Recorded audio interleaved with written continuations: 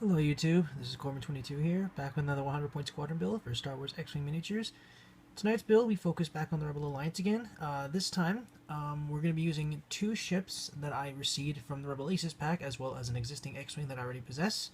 It is a B-Wing, an A-Wing, and an X-Wing, all flown by Jake Farrell, Nera Dantels, and Garven Dreis, leader of Red Squadron. This build's focus is, I guess you would say I would say it's a toss up between teamwork and divide and conquer. See, Garven Dreis and Jake Farrell's both Garven Dreis and Jake Farrell's abilities kind of go hand in hand with each other, so they're probably going to be sticking together. Whereas Nera Daniels, she will be able to kind of fly off on her own and deal damage from a separate point of attack. So yeah, it will be like Jake and Garven working together with Nera kind of going off on her own and attacking at a different vantage point. So with that said, let's go on to the cards. A fairly extensive build, not very extensive, but I mean it takes full advantage. It takes full advantage of the entire 100 squadron points that you have, which basically means you won't get initiative. There's a chance you will not get initiative, but hopefully with the outfit I've given these guys, it'll make up for it. So we'll start with our first card, our first ship, and it is Jake Farrell. Jake Farrell has a pilot skill of 7. He flies the RZ-A1 A-Wing, and as you can tell from the picture, it's a prototype. He has an attack value of 3, an agility value of 3, a hull value of 2, and a shield value of 2. He can take on the focus, lock-on, boost, and evade options. He costs 24 squadron points, and he's able to be outfitted with an elite pilot skill and a concussion missile upgrade. His ability states, after you perform a focus action or are assigned a focus token, you may perform a free boost or barrel roll action. So let's dive into a bit of lore here. Jake Farrell was the very first pilot of the Rebel Alliance to test pilot the RZ-A1 prototype, the RZ-1 A-Wing prototypes, as you can see on the picture here. He originally flew the predecessor model of the RZ-1, which I believe was the R-22, and then he was chosen as one of the pilots to test pilot the RZ-1, and he became practically one of the top pilots of Green Squadron. He was also a flight instructor for those who were piloting the A-Wing, and he was one of those guys who was a no-nonsense kind of thing. I think one of his lines was, he doesn't like hot shots. He wants to make sure that you have extreme discipline over your ship, and yeah, don't do anything to try and impress him. I mean, any stunts and stuff aren't going to impress the guy. So yeah, Jake Farrell, he's tough as nails, very strict, but he brings out the best of his pilots. So for his upgrades, I've given him his elite pilot skill. I've given him Predator, and it states, when attacking, you may reroll 1 attack die. If the defender's pilot skill is 2 or lower, you may instead reroll up to 2 attack dice. So with Predator, this makes it so you kind of get a second chance when you're attacking. Like you roll and you say you get a blank and a hit. If you use Predator, you can reroll that blank. And say if the pilot skill is 2 or lower, if you have more blank or focus results, you can reroll those instead if the pilot skill is 2 or lower. So it's a pretty good card against. It's a pretty good card if you want to ensure that your attacks are hitting, especially if you're attacking at range 1. And with Jake Farrell, you're going to want to attack at range 1 because he only has an attack value of 2, and the range bonus when attacking at range 1 would definitely give him that kind of advantage, especially with Predator. Now, for his concussion missile, I've done something a little different. For his concussion missile, I've given him a Chardaan Refit. This states, this card can only be equipped with the A-Wing, and it says this card has a negative squad point cost. So as you can tell here, it's got a -2 cost. So basically what this means is this decreases the cost of your entire squadron by 2, which is pretty handy if you want to outfit your other ships with heavier armaments. So with a Chardaan Refit, it makes it so that Jake Farrell will not possess a secondary, but it'll make him much lighter, and He'll be a much more aggressive attacker. Basically, he's going to be the aggressive attacker going in and attacking at range 1, and the other 2 guys are going to be there on to back him up. So that's Jake Farrell. Let's move on to the next pilot. Next pilot I have is Red Leader himself, Garven Dreis. Red Leader has a pilot skill of 6. He flies the Incom T-65 X-Wing. He has an attack value of 3, an agility value of 2, a hull value of 3, and a shield value of 2. He can take on the focus or lock-on actions. He costs 26 squadron points, and is able to take on an astromech and a warhead upgrade. His ability states, after spending a focus token, you may place that token on any other friendly ship at range 1 to 2 instead of discarding it. So you see what I've done here? See what I've done with Garven and Jake Farrell? Garven Dreis states that if you spend a focus, instead of discarding it, you can attach it to, assign it to another ship at range 1 to 2. And Jake Farrell's ability states that if you are assigned a focus or you take a focus, you can get a free boost or barrel roll. So what I've done here is Jake attacks. Garven comes up next. He spends his focus. But if Jake's at range 2, then he's able to spend that focus, and he's able to spend that focus, give it to Jake, and then Jake is allowed to barrel roll or boost out of harm's way, or hide, or get closer to his opponent for the next round. So yeah, like I said, Garven Dreis and Jake Farrell kind of go hand in hand in this because of their abilities. Now for his upgrades, for his torpedo, a warhead, I've given him Flechette torpedoes. They have an attack value of 3. They can only be used at range 2 to 3. Hang on, give it a focus here. There we go. It states, discard this card and spend your target to perform this attack. After you perform this attack, the defender receives 1 stress token if the hull value is 4 or lower. So yeah, by now I'm pretty sure you all know what Flechette torpedoes do. You attack, regardless if they hit or miss. If their opponent's hull value is 4 or lower, they will get a stress for the next round, making them unable to perform red maneuvers and actions, and it will pretty much hinder them for the next round, allowing you to set up for another good angle of attack for the next round. Now for his astromech, I've chosen something a little different. I've chosen astromech that I got from the E-Wing packs. I've chosen R7T1. His action states that it must be used in the action phase. And it states, choose an enemy ship at range 1 to 2. If you are inside that ship's firing arc, you may acquire a target lock on that ship, then you may perform a free boost action.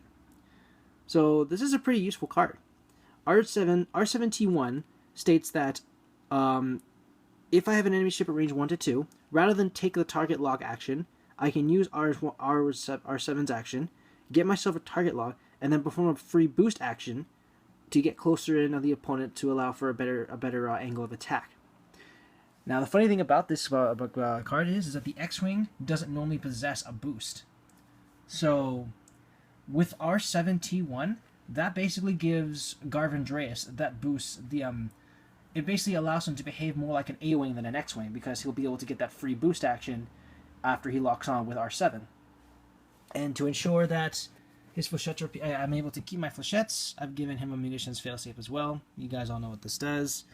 Basically makes so that if I'm attacking with a secondary and instruction to discard it, I don't discard it until it hits. So I keep the secondary until it finally does hit. Pretty simple. Now for the next ship. The third ship in this build is Nera Dantels. She has a pilot skill of 5. She flies, I'm not sure what the make is, but she flies a B-Wing fighter. She has an attack value of 3, an agility value of 1, a hull value of 3, and a shield value of 5. So basically the same stats as a Y-Wing, but the shield and hull values are reversed. She can take on the focus, lock-on, and barrel roll actions. She costs 26 squadron points, and she's able to take on an elite pilot skill, a systems upgrade, a cannon upgrade, and 2 warhead upgrades. Her ability states you can perform warhead secondary weapons against enemy ships outside your firing arc. So with Nera Dantels, her ability to use warheads is unrivaled. Her ability to fire warheads outside her firing arc makes her pretty much makes her warheads behave like turret cannons, because they'll have like with the turrets, her torpedoes will have an omnidirectional firing arc. And yeah, so Nera Dantels makes all torpedoes behave like warheads, so to speak, because they'll kind of fly off in front and then zoom around behind her and attack anyone that's, that thinks that may have a good attack on her. Now, for her first upgrade, her elite pilot skill, I've decided to give her, and focus, I've decided to give her Deadeye. Deadeye states, you may treat attack target lock header as attack focus. When an attack instructs you to spend a target lock, you may spend a focus token instead. So, yeah. And we get this to focus here. No? Oh well. So with Deadeye, it allows you to treat events. You can fire your secondaries with focus tokens instead of lock-ons, which makes it a little bit easier. However, in order to take better advantage of this ability, I've decided to give her a Recon Specialist. The Recon Specialist states, when you perform a focus action, assign one additional focus token to your ship. So with the Recon Specialist, I'm able to take one focus action, and then I'm assigned a second focus action, which allows me to fully use Deadeye to its maximum effect. See, with Deadeye, I spend one focus to fire at my warhead, and then if I get any focus results, I can spend my second warhead to change all those focus results into hit results. See what I've done there? Now you're probably wondering, wait a minute, Recon Specialist, that is a co-pilot, that's a crew upgrade card. B-Wings are not allowed to have crew upgrades. Well, normally you'd be right. But with the modification I've given her, it pretty much ignores that rule. This is one I also got from the Rebel Aces pack. It's called the B-Wing /E2. It's a B-Wing only modification, and it states your upgrade card gains the crew upgrade icon. So for pilot skill, for a squadron cost of 1, I'm able to take one co-pilot with me in the B-Wing. So, with the B-Wing, Deadeye plus Recon Specialist allows me to take full advantage of all the focus tokens I get. And then to take even further advantage of the focuses I get, I've given her 2 advanced Proton Torpedoes. They have attack value 5 and can only be used at range 1. They state, spend your target lock and discard this card to perform this attack. You may change up to 3 of your blank results to focus results. So you see what I've done with this particular build? In all fairness, I didn't exactly come up with this build. This is a build that I encountered on my during my first tournament back in August, and this build decimated me. Like I was pretty much blue. I was pretty green to the whole, squadron builds and stuff. And when I encountered Nera Dantels, I was floored. Like I didn't even last 4 rounds. But so what I've done with this build is advanced torpedoes. Make it so that if I get any blank results when I'm using them, I can change them, up to 3 of them, to focus results. And thanks to the B-Wing /E2, I'm able to take on a crew slot, to which I'm given the Recon Specialist, which allows me to take 2 focus actions. It allows me to take 1 focus action, and then get a second bonus focus on top of that. With Deadeye, I can spend one of those focuses to use as a lock-on, use one of my advanced Proton Torpedoes. Any focus results that I get, any blank results I get from using advanced torpedoes, I can change to focuses, and then I can spend the second focus that I acquired through Recon Specialist to change all those into hits. So with this build, it guarantees that both of her torpedoes are going to land a solid hit. Add to the fact that she can perform the warhead attacks outside her firing arc. No one's safe around her. Like she's with this build I have on here, Nera Dantels is going to be one heck of a she's one heck of an assault ship. So I'm going to call this my Rebel Aces pack for a lack of a better name. The build strengths. Well, as I said, it's kind of a mix between synergy and divide and conquer. Jake Farrell and Garven Dreis are most going to be working together because their abilities kind of work hand in hand. Garven Dreis spends a focus and gives it to Jake Farrell, and Jake will, when he gets that focus, he'll be able to form a V booster barrel roll to get into a better firing position for the next round. And then of course, while they're off doing who knows what, Nera Dantels will get into an alternate firing arc, and then she'll get up close to the enemy and then spam her advanced Proton Torpedoes with her Recon Specialist and Deadeye upgrades, allowing her to take full advantage of her torpedoes. So the weaknesses, I'd say it all boils down to their defenses. Jake Farrell and Garven Dreis, they both have pretty weak defenses. Garven Dreis has 1 hit point higher than Jake, so he'll be able to last a little bit longer. But if either of these two, Jake Farrell or Garven Dreis, if any of these two are destroyed, then their abilities are kind of rendered moot. Then again, Garvis could also work in tandem with Nera Dantels, because if he spends a focus, because he'll be going for 4 Nera Dantels, and if he spends that focus and she's within range, she can give him that extra focus, which allow to have 3 focuses. Oh, I've just come up with, okay, so yeah, this I guess you could say, yeah, this build's kind of divide and conquer with a mix of synergy.